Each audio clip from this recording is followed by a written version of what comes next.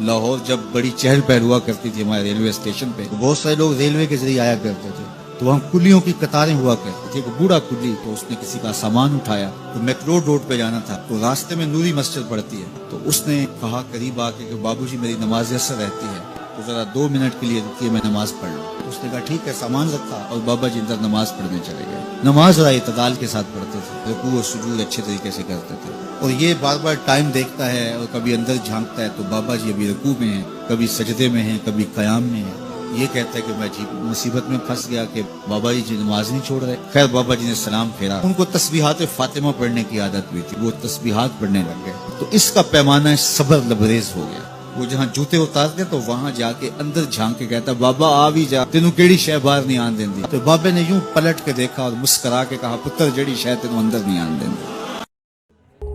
Hamza Nasir official Islamic channel को like subscribe करें।